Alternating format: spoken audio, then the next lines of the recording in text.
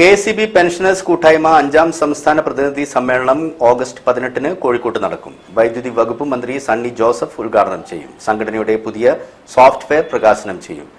MD MG Rajamanikyam മുഖ്യപ്രഭാഷണം നടത്തും.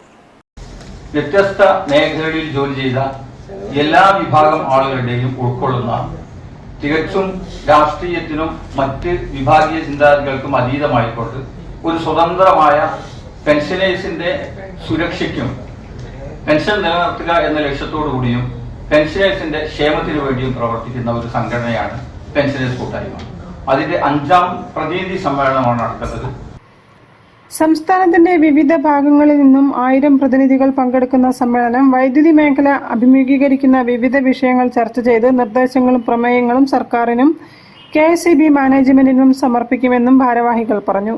കഴിഞ്ഞ വർഷത്തെ പ്രവർത്തനങ്ങൾ സംബന്ധിച്ച സംഘടനയുടെയും വിവിധ ഉപസമിതികളുടെയും റിപ്പോർട്ടുകളും ഓഡിറ്റ് ചെയ്ത വരവ് ചെലവ് കണക്കുകളും അവതരിപ്പിക്കുന്ന സമ്മേളനം അടുത്ത വർഷത്തേക്കുള്ള ഭാരവാഹികളെയും തിരഞ്ഞെടുക്കും. സംഘടനയുടെ സാംസ്കാരിക വേദിയായ സർഗവേദിയുടെ കലാസന്ധ്യയും അരങ്ങേറും. കോഴിക്കോട് ന്യൂ നളന്ദ ഓഡിറ്റോറിയത്തിൽ നടക്കുന്ന സമ്മേളന പരിപാടികൾ വൈദ്യുതി വകുപ്പ് മന്ത്രി അഡ്വക്കേറ്റ് സണ്ണി ജോസഫ് ഉദ്ഘാടനം ചെയ്യുമെന്നും ഭാരവാഹികൾ അറിയിച്ചു. വാർത്താ സമ്മേളനത്തിൽ ഭാരവാഹികളായ AK Abbas, PI Ajayan, C Aravindakshan, K Suresh Babu, KP Leena എന്നിവർ സംബന്ധിച്ചു.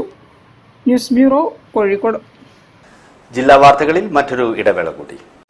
ക്യാൻസറിനെതിരെ പൊരുതാനായി കാലിക്കറ്റ് സിറ്റി സർവീസ് സഹകരണ ബാങ്കും MVR ക്യാൻസർ സെന്ററും സംയുക്തമായി അവതരിപ്പിക്കുന്ന ക്യാൻസർ ചികിത്സാ സഹായ പദ്ധതിയാണ് മാസ് കെയർ.